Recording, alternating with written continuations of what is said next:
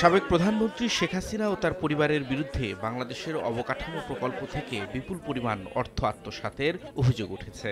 অভিযোগের তদন্তে নাম এসেছে শেখ হাসিনার বোনের মেয়ে ও যুক্তরাজ্যের ক্ষমতাসীন লেবার পার্টির মন্ত্রী টিউলিপ সিদ্দিকেরও। এ ঘটনায় তাকে জিজ্ঞাসাবাদ করেছে যুক্তরাজ্যের মন্ত্রিসভা অফিসের ন্যায় ও নৈতিকতা দল।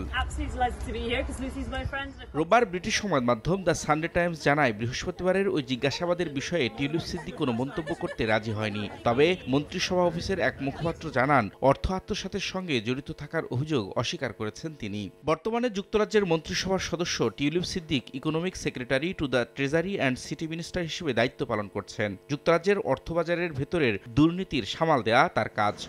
মিলিয়ন অফার ওয়ালটন ফ্রিজ কিনে পেতে পারেন 20 লক্ষ টাকা, রয়েছে কোটি কোটি টাকার নিশ্চিত উপহার।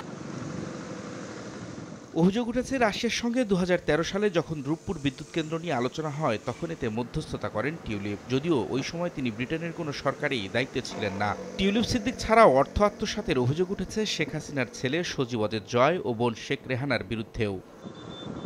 রবিউল ইসলাম আওলাদ, সময় সংবাদ।